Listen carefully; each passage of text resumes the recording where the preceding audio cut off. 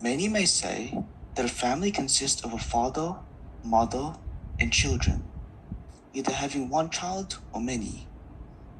They may be even thriving materially, the family having a good house, good things, and the children thriving in their education. But despite having all of these components and features, they still may say, we are not a family. So what is it that really makes a family a family? Well, let's examine a family in Bible times, the family of Naomi. Now, the makeup of her family is quite a complicated one.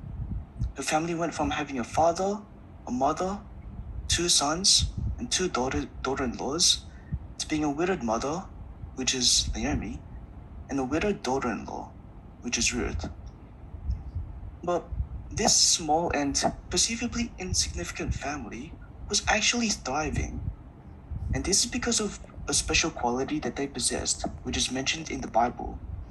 Let's take a look at what that quality is in Proverbs chapter 3, verses 3 and 4. That is, Proverbs chapter 3, verses 3 and 4. And this reads, "Do not let loyal love and faithfulness leave you. Tie them around your neck. Write them on the tablet of your heart. Then you will find favor and good insight in the eyes of God and men." So it was loyal love that they had. And this is the quality that's been emphasized in our meetings for the past week or two. And as we've learned, the definition of loyal love is love motivated by commitment, integrity, loyalty, and deep attachment. Now let's examine how loyal love was shown between Ruth and Naomi. Let's first start with Ruth. How did she demonstrate loyal love to Naomi? Let's open up to our next scripture in Ruth chapter 2 and verse 17. That is, Ruth chapter 2 and verse 17. And this reads, "So she continued to glean in the field until evening. When she beat out what she had gleaned, it came to about an ephah of barley." So we see, according to the scripture, that Ruth worked hard to provide for her mother-in-law. She found that she had gleaned about an ephah of barley, which is equivalent to 22 liters of barley. So she had love motivated by commitment to Naomi. And we know that she didn't do this just because it was just her duty. It's because we learned in chapter 1 of Ruth, she had the choice to either stay or to leave Naomi. And out of her own free will, she chose to stay with Naomi, to work for Naomi, to provide for Naomi, and to work hard for Naomi. And this is an example of integrity. And now let's take a look at Naomi's example. How did she demonstrate loyal love to Ruth? Let's open up to our last scripture in Ruth chapter 2 and verse 19. That is, Ruth chapter 2 and verse 19. And this reads, "Her mother-in-law then said to her, 'Where did you glean today? Where did you work?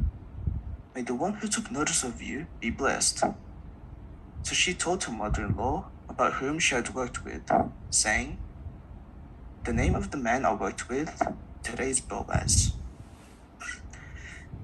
So Naomi here was attentive to Ruth. She asked, "Where did you glean today? Where did you work?" She saw proof of Ruth's heavy load of provisions and showed how much she cared for her daughter-in-law by encouraging her to follow Boaz's advice in gleaning with the other young women so that she may not be harassed by other men. Yes, Naomi took a keen interest in Ruth. She cared for her. She had a deep attachment for her. Let's take a look at an image of both Ruth and Naomi.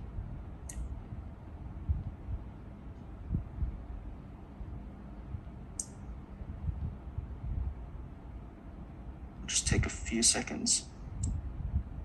Here we go. Can't we sense loyal love radiating from these two? They helped and encouraged each other. They loyally loved each other. Wouldn't you say this is what a family looks like and feels like? So now, to conclude, brothers and sisters, it's not merely the components of having each family member, like a father, a mother, and children, that makes up a family, but it's the loyal love that is shown. Yes, if loyal love in a family thrives, then each member in the family can confidently say, "We are a family." Let's hand back to our chairman. Thank you, Brother DeLauren, for helping us to appreciate that theme, and we enjoyed your development and particularly your conclusion. When we think about a conclusion to a talk, it needs to have three components. You need to connect all the parts of the talk in your conclusion. You need to present it in a convincing manner, and it needs to be simple and brief. And that way the conclusion has accomplished its purpose. So you did that very nicely. And when a conclusion is handled properly, it's so much easier to remember the different parts of the discussion. So we appreciate your efforts there. Thank you.